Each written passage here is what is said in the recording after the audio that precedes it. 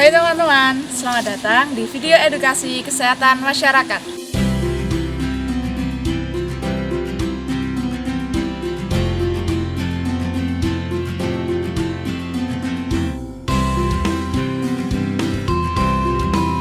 Saya Nares, mahasiswa KKN PPM UGM tahun 2021. Pada kesempatan kali ini, saya akan menjelaskan tentang perilaku hidup bersih dan sehat di lingkungan masyarakat.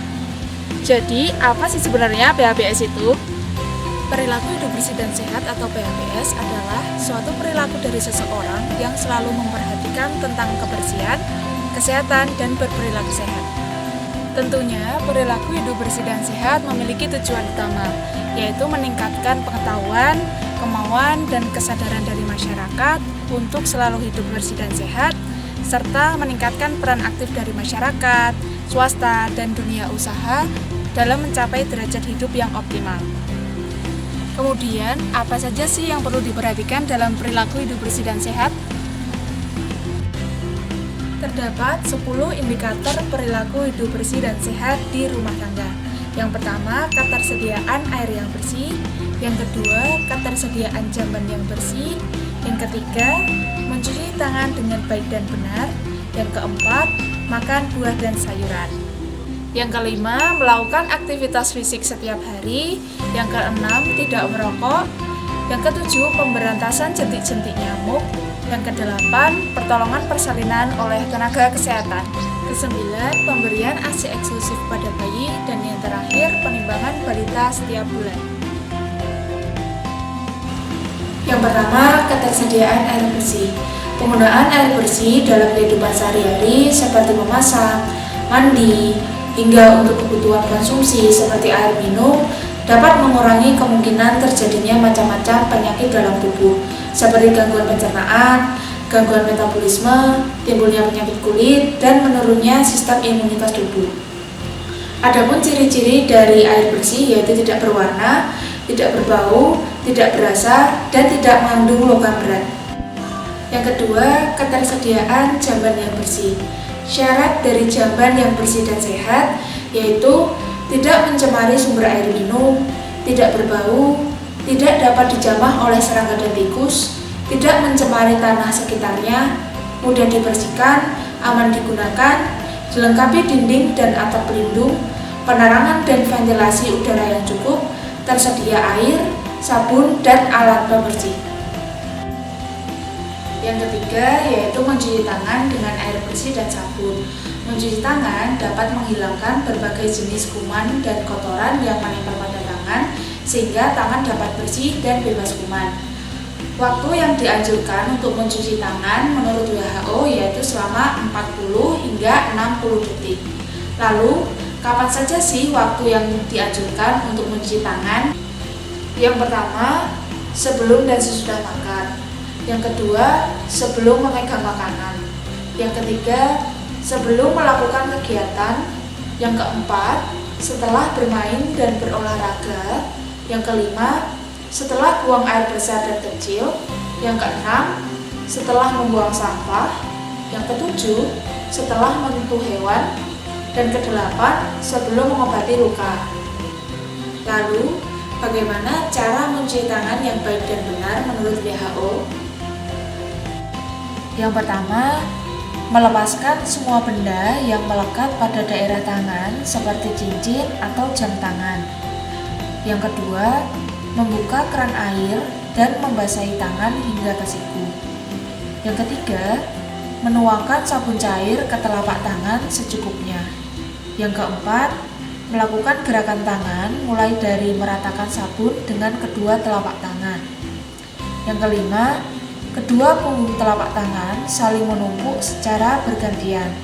Yang keenam, bersihkan telapak tangan dan sela-sela jari seperti gerakan menyilat.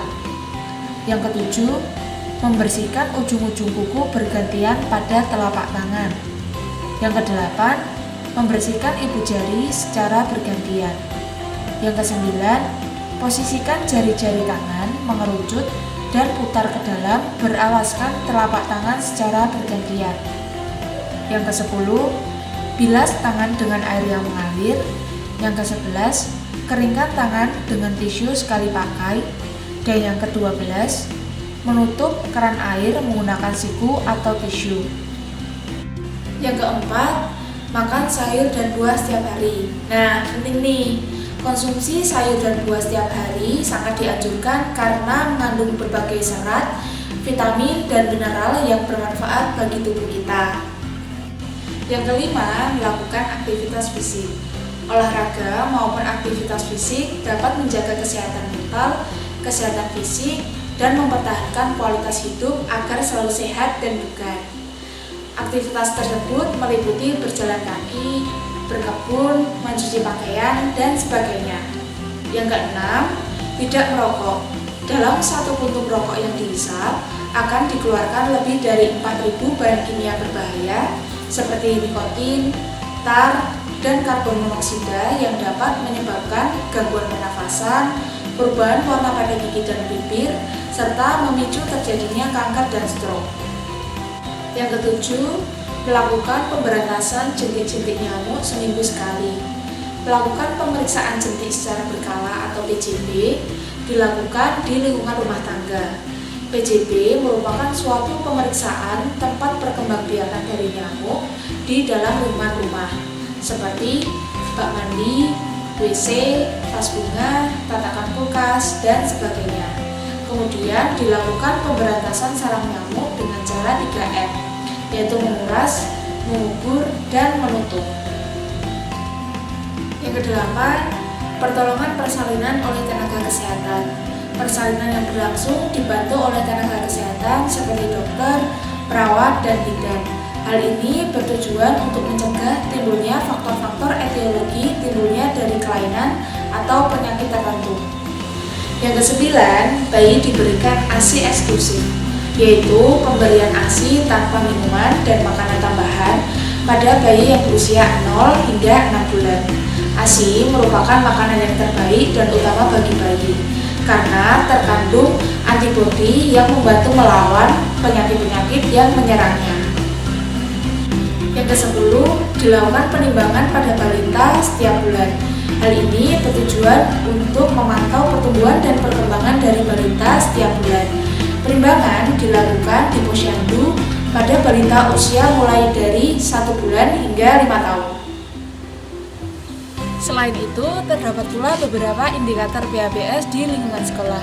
Yang pertama, mencuci tangan dengan air mengalir dan sabun. Yang kedua, mengonsumsi jajanan yang bersih dan sehat. Yang ketiga, menggunakan jamban yang bersih dan sehat. Yang keempat, olahraga yang terukur dan teratur.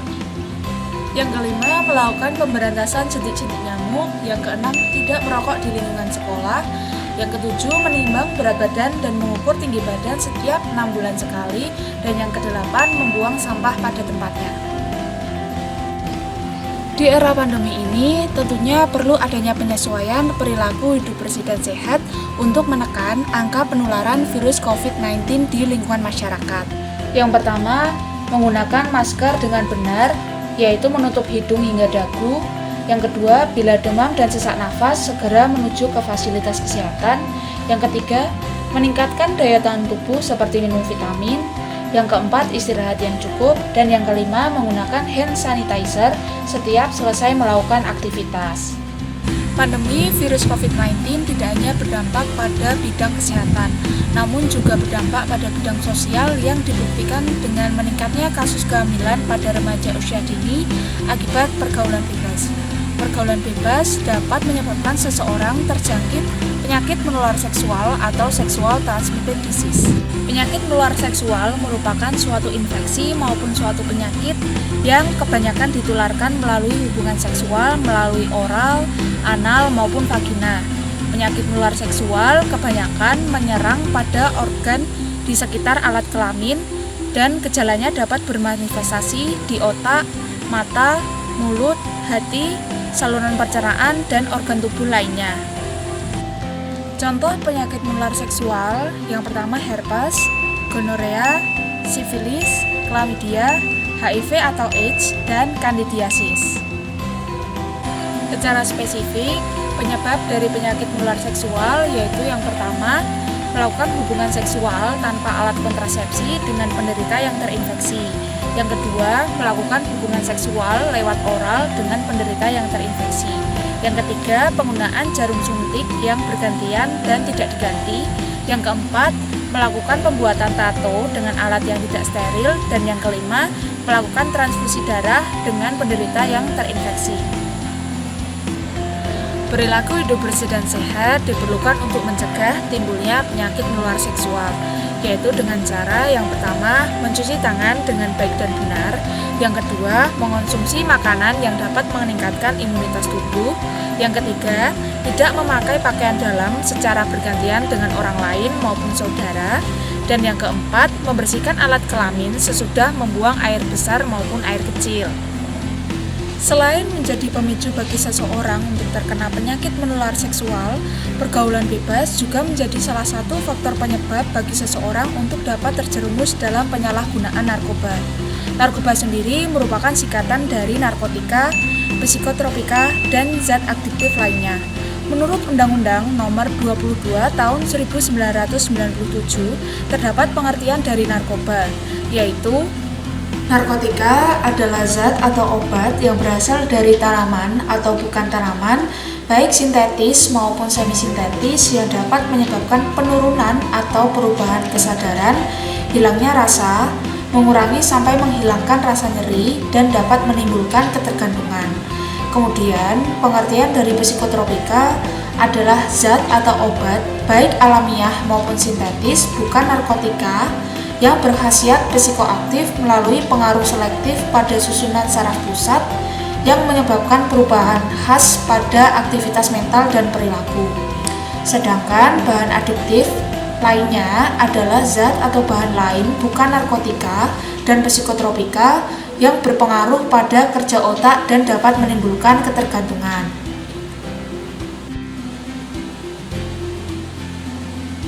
Dalam bidang kesehatan, beberapa jenis narkoba digunakan untuk terapi dan pengobatan bagi penyakit-penyakit tertentu dengan dosis dan pengawasan langsung dari dokter yang menangani. Akan tetapi, terdapat beberapa bahaya yang dapat ditimbulkan akibat penyalahgunaan obat-obat terlarang tersebut. Berdasarkan efeknya ada 4. Yang pertama, halusinogen, depresan, stimulan, dan adiktif. Yang pertama, halusinogen. Efek dari narkoba ini mengakibatkan seseorang menjadi berhalusinasi dengan melihat suatu benda atau hal yang sebenarnya tidak ada atau nyata bila dikonsumsi dalam sekian dosis tertentu. Contohnya yaitu kokain dan LSD. Yang kedua, stimulan.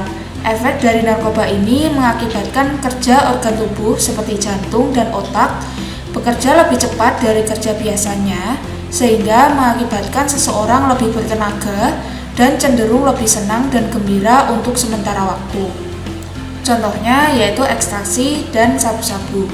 Yang ketiga, depresan. Efek dari narkoba ini dapat menekan sistem syaraf pusat dan mengurangi aktivitas fungsional tubuh, sehingga pemakai merasa tenang, bahkan membuat tidur dan tidak sadarkan diri. Contohnya yaitu putau.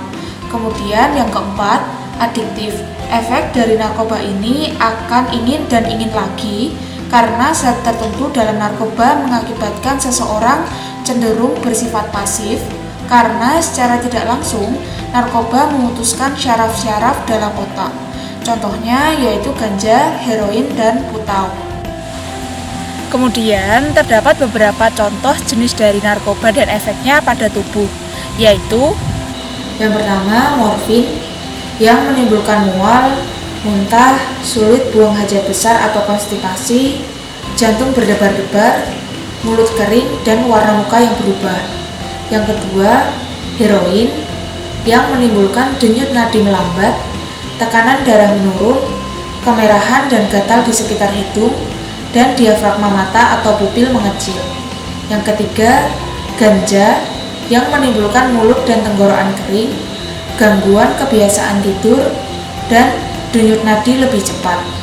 Yang keempat, kokain yang menimbulkan rusaknya paru-paru, memperlambat pencernaan, dan gangguan penglihatan atau snow light.